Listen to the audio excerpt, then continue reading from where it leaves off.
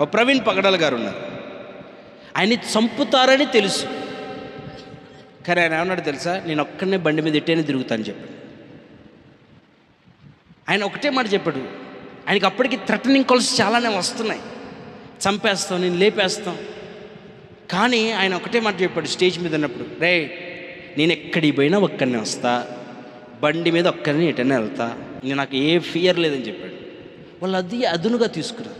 విషయం ఏంటంటే ఆయనకి నిజంగానే భయం లేదు. ఎందుకు లేదంటే, వీడు నా దేహాన్ని మాత్రమే చంపగలడు, కానీ నా ఆత్మను చంపలేడు. నా దేహమును చంపిన వాడి శరీరము రేపు వాడి ఆత్మ రెండింటిని చంపేవాడికి లెక్కప్ప చెప్పాలి.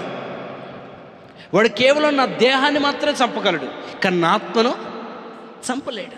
కానీ నన్ను చంపినవాడు రేపు వాడి దేహము, రేపు వాడి ఆత్మ రెండింటిని నా దేవుడి చేతిలో ఉంది. అందుకని అంటాడు, నేను ఎక్కడికైనా ఒక్కనే వెళ్తా, నాకు కార్లు ఉన్నాయి, నాకు అన్నీ ఉన్నాయి, కానీ నేను ఒక్కనే వెళ్తా. ఎందుకు? నాకు భయం లేదు చావంటే. వాడు కేవలం నా శరీరాన్ని చంపగలడు, నా ఆత్మను చంపలేడు. క్రీస్తు కొరకు చనిపోవటానికైనా సిద్ధపడిన వ్యక్తి ప్రవీణ్ పగడాల గారు. ఎందుకంటే క్రైస్తవుడికి మరణ భయం లేదు.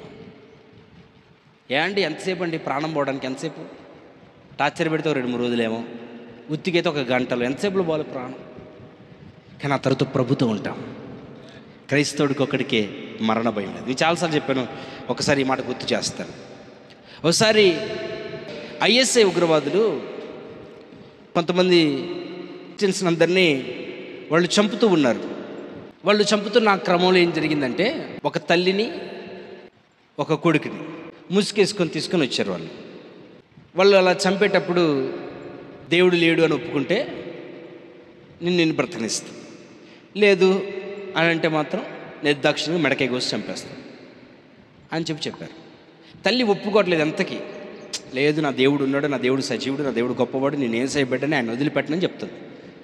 తల్లి నోటి నుండి ఒప్పించాలంటే కొడుకు మెడ మీద కత్తి పెడితే ఖచ్చితంగా, అమ్మో నా కళ్ళ ముందు నా కొడుకు చచ్చిపోతాను, నా కొడుకుని చావటం ఇష్టం లేదు అని చెప్పి చెప్తుందని చెప్పి వాళ్ళు కొడుకు మెడ మీద కత్తి పెట్టి, ఇప్పుడు చెప్పు అని చెప్పు, ఇప్పుడు చెప్పు దేవుడు కావాలా వద్దా? వద్దని చెప్తే నేను బతికిస్తాను, కావాలని చెప్తే నీ కొడుకు నిర్దాక్షిణ మెడకే కోసి చంపేస్తా అంటే, ఆ తల్లి ఆ కొడుకు వైపు చూస్తూ, నానా ఒక్క నిమిషం ఊపి పట్టుకుంటే ఇక్కడ కళ్ళు మూస్తే అక్కడ కళ్ళు తెరుస్తారని చెప్పింది. ఒక్క నిమిషం కళ్ళు మూసుకోరా, అక్కడ నువ్వు కళ్ళు తెరుస్తావు, ఒక్క నిమిషం ఊపి పట్టు. ఏంటి ఆ గుండె ధైర్యం ఏంటి? భయపడకండి, మీ రాజు లేచి ఉన్నాడు, మీ ప్రభు లేచి ఉన్నాడు. యువర్ కింగ్ రైజన్, మీ రాజు లేచి ఉన్నాడు. ఆయన సమాధిలో లేడు, సమాధి గుండెని చీల్చినవాడు ఆయన. ఆమేన్.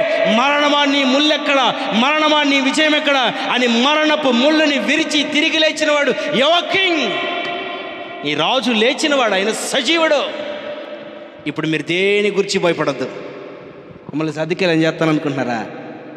యేసయ్యని వెంబడించినందుకు, నా దగ్గరికి ఈ రాత్రిపూట ఈ తెల్లవారుజామున వచ్చినందుకు మిమ్మల్ని ఎవరైనా చేస్తారని భయపడుతున్నారా? భయపడకండి. Fear not.